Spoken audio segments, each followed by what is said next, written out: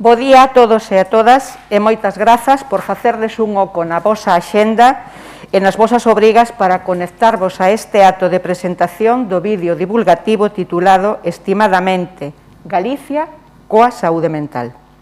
Acompáñame nesta mesa a doutora María Tajes Alonso, xefa de Servicio de Saúde Mental do Sergas, adscrita á Subdirección Xeral de Atención Primaria e que vai moderar a mesa de diálogo que terá lugar despois da presentación do vídeo e que tratará da necesaria sensibilización da ciudadanía en saúde mental, no que tamén van a participar unha persoa da asociación, unha representante da Asociación de Saúde Mental Acreva, Covadonga Rodríguez, e tamén nos acompaña unha representante de familiares e amigos de enfermos psíquicos Alba, que é Monse García González. Benvidas tamén vos e moitas grazas por aceptar a participación e a invitación para participar despois na mesa, valga a redundancia. O proxecto estimadamente enmárcase no desenvolvemento do Plan Galego de Saúde Mental de Galicia post-Covid-19 2021-2024 que foi aprobado polo Consello da Xunta en xuño do 2020 e refrendado polo Parlamento de Galicia no mes de decembro do mesmo ano. Históricamente, tendeuse a enmarcar as persoas con problemas mentais e subestimar a súa capacidade para tomar decisións, caracterizándoa como vulnerable. E adoptando, polo tanto, unha actitud estigmatizadora fronte ao adoptar unha actitude estigmatizadora considérase vulnerable. E claro, cando falamos de vulnerabilidade, adoptamos actitudes que poden mermar ou recortar a súa autonomía. Actualmente, e aínda quedándonos moito camiño por percorrer, tanto o Plan de Acción de Saúde Mental 2013-2020 da OMS como o Plan Galego de Saúde Mental antedito post-Covid-19 2021-2024 levan actuacións que van dirixidas a aumentar e incrementar a autonomía dos pacientes con padecementos mentais para garantizar os seus dereitos e tendo moi en conta as necesidades que eles manifestan co obxectivo de promover a normalización social e a desestigmatización das persoas que presentan un padecemento mental. Non hai mellor maneira de responder á vulnerabilidade que favorecendo a autonomía e considerar que a axuda dos demais pode influir na toma de decisións. Estamos a falar do proceso de decisións compartidas. As decisións compartidas son unha forma de colaboración entre profesionais, pacientes e membros da familia, nos que coa evidencia clínica disponible se comparte co paciente, se contextualiza e tómanse decisións importantes no eido médico. Os estigmas son lastres para a capacidade decisoria do paciente e, por tanto, para mellorar a autonomía non queda outra que soltalos. Para iso, dende a Consellería de Sanidade e do Servicio Galego de Saúde, apostamos por favorecer a integración social das persoas con enfermedades mentais. E o vídeo que imos ver a continuación vai tratar de impulsar esa desestigmatización. Trata de que os incluamos socialmente, mostrando dende a autonomía do paciente os desexos que eles queren e que son moi importantes e que son fundamentais ter en conta para que se faga realidade o seu proxecto vital. Todas as persoas temos dereito a desenvolver ese proxecto e eles tamén o teñen porque son persoas como nós. Para o vídeo, contouse coa participación de persoas usuarias, de profesionais e coa rede de entidades que colaboran co Servicio Galego de Saúde e coa Consellería de Sanidade na atención ao trastorno mental severo e, por suposto, para a difusión das imaxes que imos visionar, solicitáronse os permisos regulamentarios. O Servicio de Saúde Mental ten a función de coordinar os plans e programas de saúde mental da Comunidade Autónoma de Galicia e dos dispositivos que se adican á saúde mental. Tamén entre as súas funcións está a de desenvolver programas de educación, prevención e educación sanitaria dirixidos tanto á sociedade como aos sectores específicos. O proxecto, estimadamente, coa saúde mental en Galicia xestouse ao longo do mes de decembro e para o seu desenvolvemento contouse coa participación de persoas con trastorno mental severo, cos profesionais e ca rede de entidades que colaborades co Servizo Galego de Saúde e coa Consellería de Sanidade na atención ao trastorno mental severo.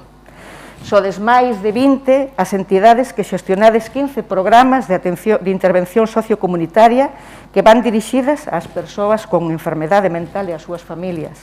1.300 prazas que se atopan en dispositivos residenciais, pisos protegidos e centros de rehabilitación psicosocial e laboral específico dan boa conta do importante traballo que desenvolvedes. O proxecto estimadamente que imos a ver é tamén un proxecto innovador, xa que incluye a voz das persoas afectadas dun trastorno mental severo, suliñando o peso que o estigma supón para a súa recuperación e, sobre todo, queremos que a ciudadanía aprenda a mirar con outros ollos a enfermedade mental, normalizando e incluindo as persoas que a padecen, porque todas as persoas temos algo valioso que aportar á sociedade. O gallá seamos quen de desmitificar prexuicios ancestrais e sexamos máis empáticos e receptivos ás necesidades e proxectos das persoas con enfermedade mental. E gustaríame, para rematar, acabar con unha frase dun dos 7 sabios de Grecia, Cleóbulo de Lindos, a quen debemos a máxima de la moderación es lo mejor. Viveu no século IV antes de Xesucristo e deixounos esta reflexión: no se debe desear mandar ni obedecer, porque suele convertirse el mandar en tiranía e el obedecer en tedio. Non mandemos, pois, escoitemos os enfermos mentais, reflexionemos e cheguemos a acordos con eles para de verdade incluir e respetar a súa autonomía, ser xustos, beneficentes, non maleficentes, que son os principios básicos da bioética. Desexámosvos un feliz Nadal e un 2022 sen pandemia, nunha sociedade inclusiva, na que todos teñamos cabida, en especial vós, persoas e familiares que estades dando ese piar básico de soporte aos enfermos mentais e que teñamos un ollar inclusivo para todos eles en todos os eidos. Grazas a todos vós e a todas polo voso traballo e a continuación xa imos visionar o vídeo.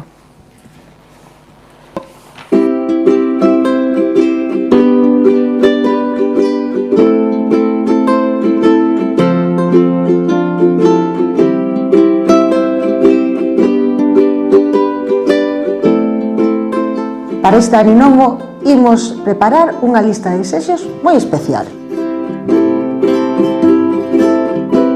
Que la gente quiera conocerme más allá de mi diagnóstico. Tratarnos con respeto. Desexo que todas as enfermedades que existen no mundo teñan cura. Que nos hagamos todos inmunes ao coronavirus. Que estas personas tengan acceso a la atención en salud mental, así como orientar, acompañar y asistir durante todo este proceso. Que se contemplen nuestros sueños, aspiraciones y propósitos. Seguir avanzando en la lucha contra el estigma. Desexo que reine a felicidade no mundo. Terminar co estigma da enfermedade mental. Que quiera a mis compañeros con locura, a los 4 que tengo conmigo, les deseo lo mejor y pido a Dios salud, suerte, cariño y ternura. La normalización de las relaciones afectivas y sexuales en las personas con enfermedad mental. Que la gente pueda ver todo lo bueno que hay en mí.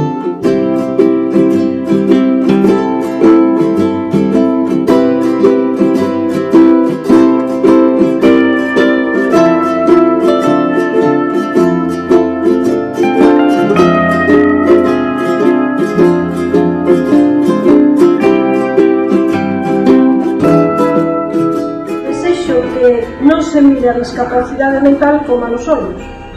Deseo que todo el mundo se respete y así habrá mucho paz y amor.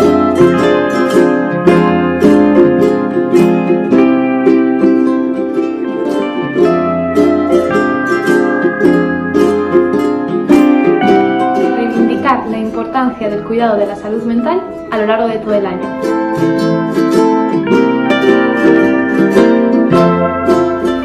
A la sociedad más empatía con los enfermos mentales. porque con un poco de comprensión y apoyo nos ayudaría mucho a convivir con estos problemas. Queremos dar visibilidad a trastorno delirante, trastorno de ansiedad, autismo, trastorno negativista desafiante, TDAH, demencia, depresión, trastorno bipolar, esquizofrenia.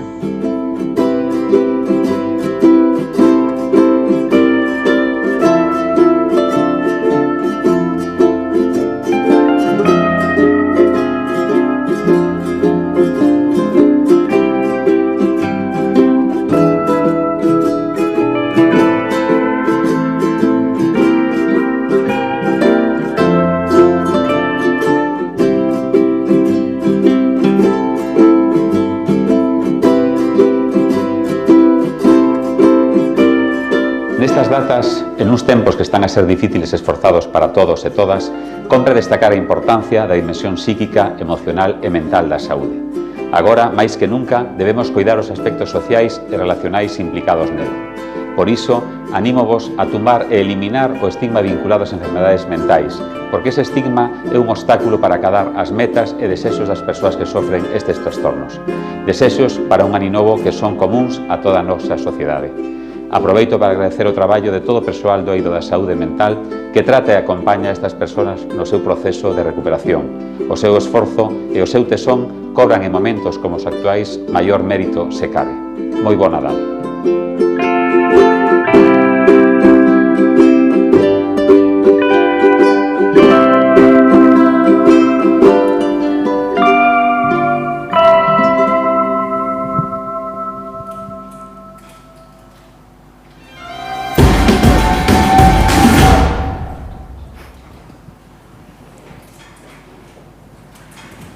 Bueno, pois seguimos a continuación ca mesa de debate.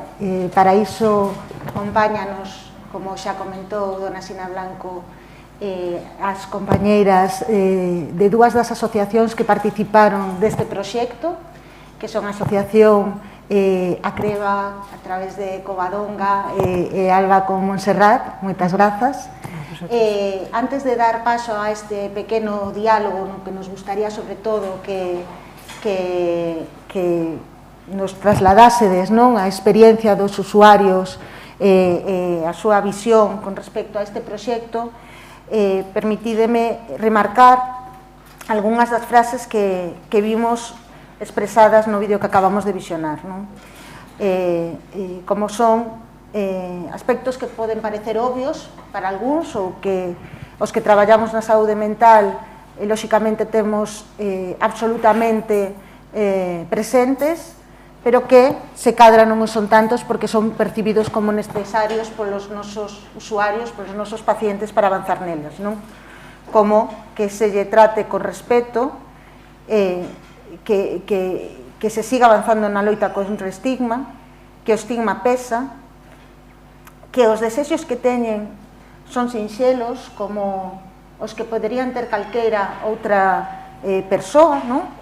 Sobre todo nestes tempos de pandemia, aspectos relacionados cas enfermidades, que teñan cura, que nos fagamos inmunes ao coronavirus, poder volver a viaxar, poder estar nas festas cas nosas familias, sobre todo unha das frases non que pecha este conxunto de imágenes que di, son como a ti, agora xa o sabes. Esperamos que a través deste vídeo e das accións que se derivarán da posta en marcha deste proxecto, pois toda a sociedade teña presente que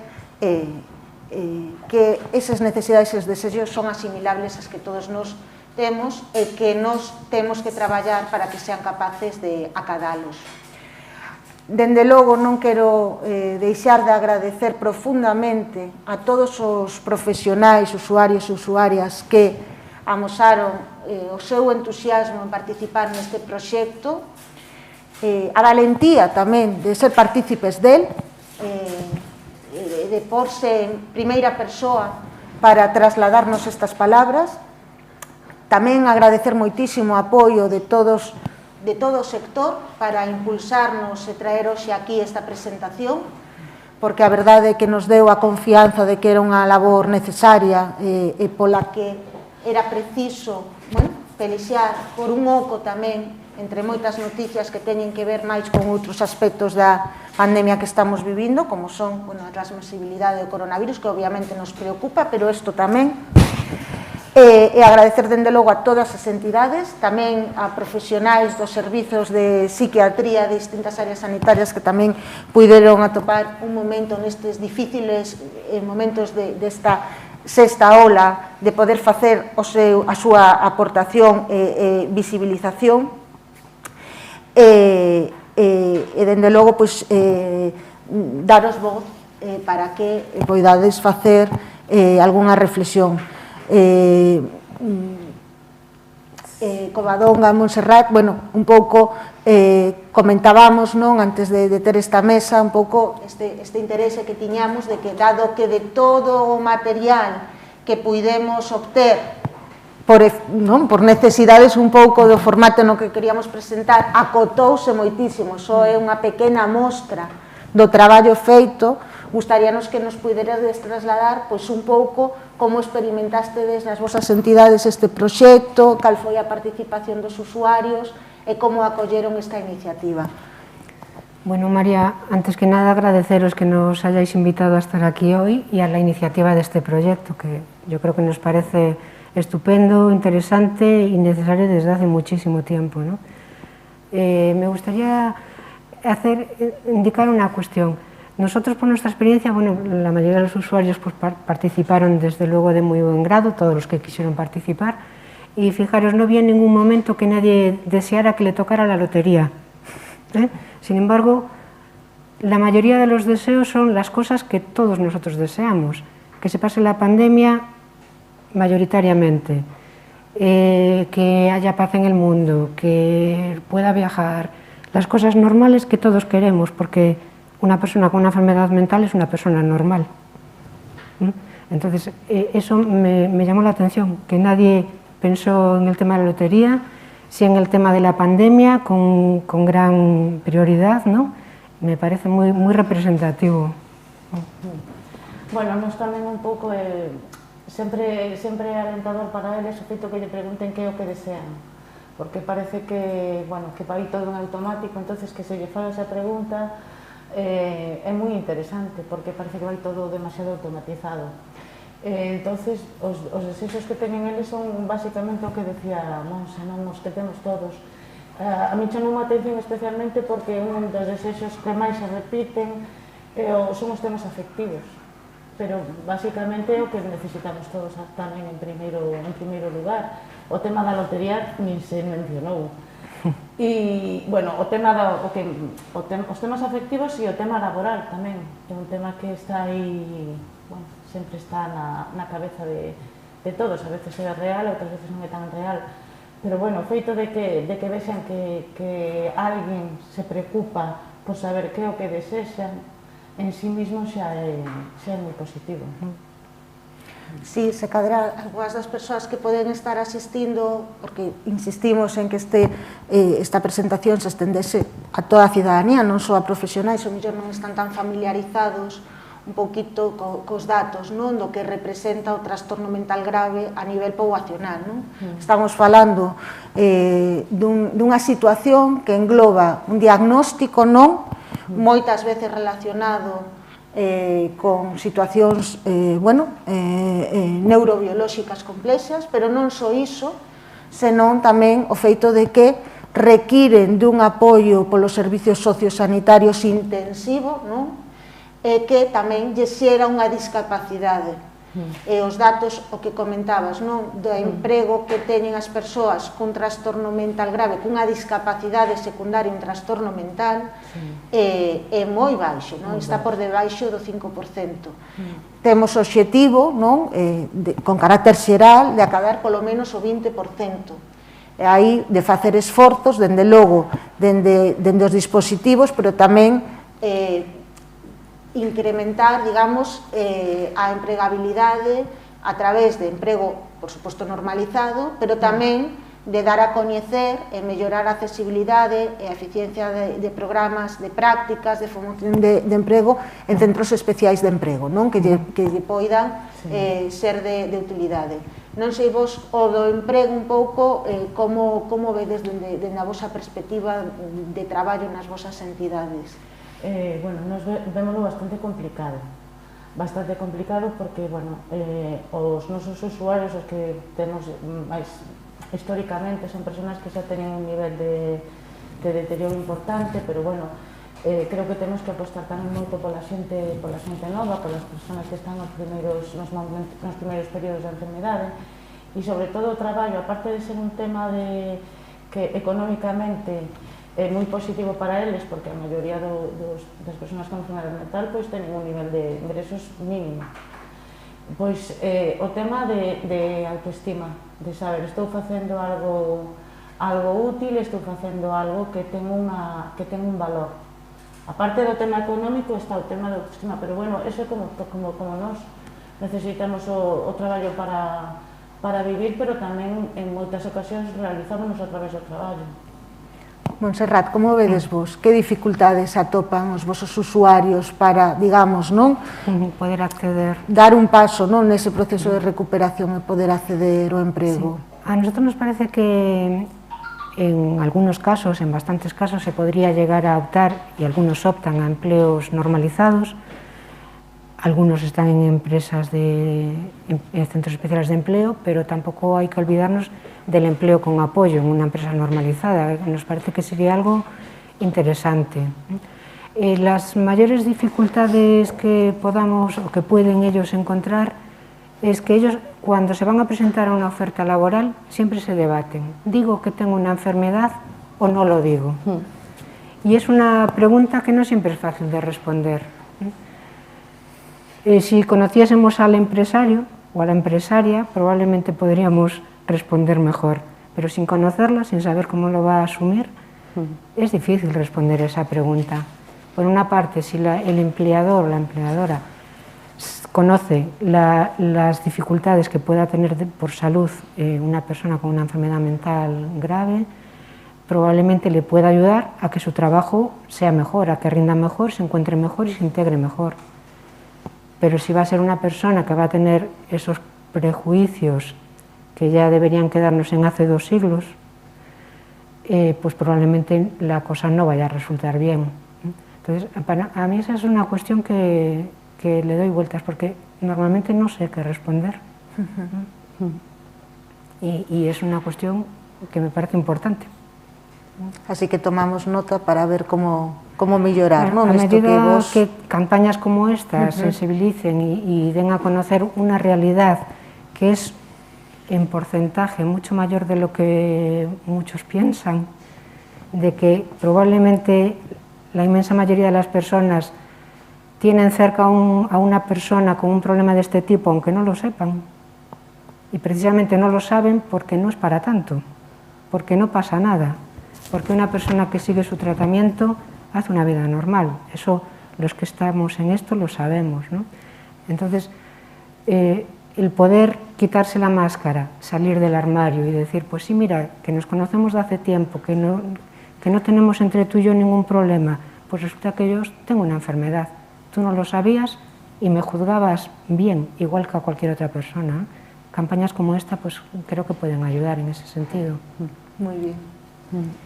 Como considerades ou que sinalaríades do voso traballo nesto que acabas de comentar, non, Monse, de as persoas, non, tamén mantendo un tratamento, non, supervisado obviamente, non, claro, poden levar a cabo unha vida normal. Como vos podedes aportar, creo que é interesante que o podades comentar, non, neste proceso de recuperación, tanto no que é a continuidade do tratamento máis sanitario, e como complementades vos dende as vosas organizacións, desde os vosos recursos?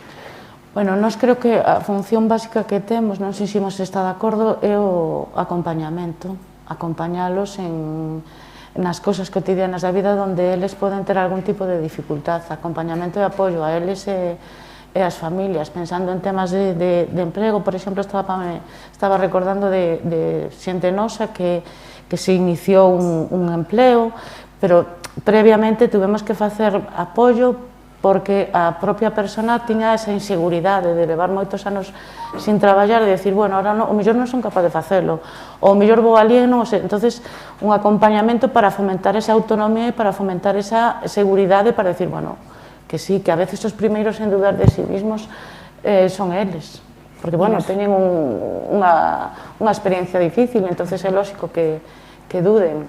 Eu creo que, basicamente, acompañar moito máis alá de eso, non sei se podemos chegar. Bueno, las entidades como a CREVA, nosotros y el resto de entidades que hay en Galicia, nuestra labor fundamental, bueno, una de nuestras tareas es el tema de trabajar en la rehabilitación, ¿no? En la recuperación de aquellas habilidades que debido a la enfermedad se vieron mermadas, intentar recuperar en la medida de lo posible, si todo o parte, lo que se pueda. El apoyo a las familias, que las familias siempre sobrellevan una carga importante en cualquier enfermedad y en esta, por tanto, también. Y después el tema de la visibilización social.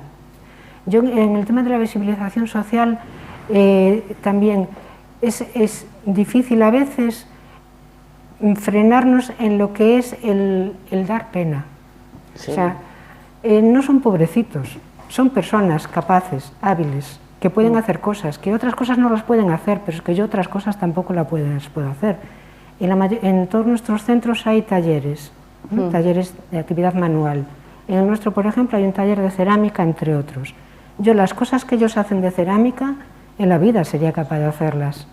Entonces, ellos son personas que pueden hacer cosas, unas cosas, otras no, igual que yo, que tú y que los que nos puedan estar escuchando, ¿no? Entonces, frenar el tema de pobrecitos, mira qué bonito hicieron, sí. pues no es ese el planteamiento. Si nosotros pues participamos en hacemos una exposición de trabajos y se publica en prensa, no es para que la gente diga, ay mira pobrecito, qué bonito hizo eso, porque probablemente tú no seas capaz de hacer eso. Entonces no es tan pobrecito. A mí gustame moito o que estás dicindo, porque realmente creo que temos que, da sociedade, o que piden eles e o que pedimos nós, creo que é un equilibrio entre evitar o paternalismo e evitar o presuicio. Entonces, o punto medio de decir, vamos a relacionarlos de igual a igual. Non vamos a relacionarnos jerárquicamente porque eu estou san e ti non estás, senón vamos a establecer unha relación de igualdade porque eu teño certas dificultades e ti tes outras. Entonces, establecer esa igualdade. Estamos falando de tú a tú. E o paternalismo a veces préstase moito en este tipo de situacións e tamén é equivocado, porque non favorece nin a persona que o fai, nin a persona que o recibe. E sí que é un punto que nos damos moitas voltas na entidade, porque é fácil caer en eso. E entonces intentar evitalo, mirar as persoas de igual a igual. E outra cosa que señalaba ela cando falaba ao principio, que se falaba no vídeo, era o tema da empatía. E eu creo que a sociedade tamén ten que ter en conta o tema da empatía, de ponerse no lugar do outro. E nós tamén como profesionales pensámoslo moitas veces, e creo que calquer membro da sociedade tamén o pode pensar, que en calquer momento nós podemos estar do outro lado. Entonces, sabendo que en calquer momento podemos estar do outro lado, pensar, bueno, como me gustaría que me trataran a min se tuvese unha enfermedade mental? E desde aí é cando se establece a relación de igual a igual. Penso eu. Mirade que eles o que pedían é que se trataran como a outra persona que teña unha enfermedade física. E, bueno, pode haber momentos, se esa persona deixa a medicación ou tal, que se descompensa ou calquera cousa, pero falábamos antes das decisións compartidas. Para iso ten que haber o apoio familiar, a familia tamén ten que sabelo, vos, e, bueno, entendemos que, lóxicamente, son persoas como nós, que nós non temos a seguridade de que mentalmente non teñamos nada, porque hai un momento, quen non ten unha reacción de dor, quen non ten ansiedade en determinados momentos. Aquí estamos a falar de cousas, pero, bueno, aí sacábamos todo, non? Entón, eu creo que, temos que darlles esa autonomía que lles negamos, non? E que se partimos de aí e temos en contra os 4 principios da bioética que antes refería, pois, bueno, que realmente vamos a ser máis xustos, máis beneficentes, menos maledicentes, e, bueno, que esas persoas que teñen moitas capacidades, o que apuntaba pois, a compañeira, que, bueno, que ela sería incapaz de facer pois, esas obras que están facendo eles. Cada un temos unhas capacidades, e esas capacidades socialmente teñen que sumar.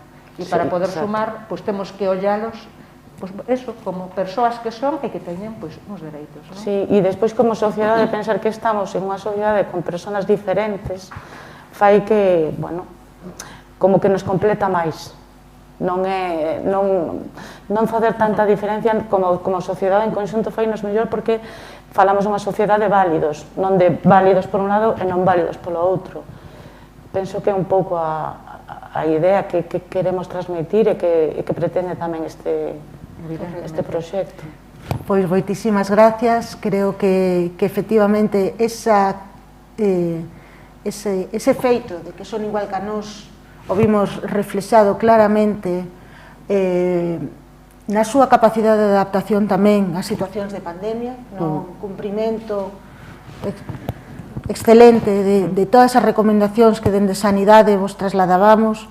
Agradeceros novamente que a prestación deste servicio non se veu interrumpida en ningún momento, que se mantiveron activos a seguimentos usuarios nos pisos, nas mini residencias, nos centros de rehabilitación. Moi brevemente, durante o tempo do confinamento máis estricto, sí que se prestou esa teleasistencia, ese seguimento, e pronto retomaste desa actividade presencial.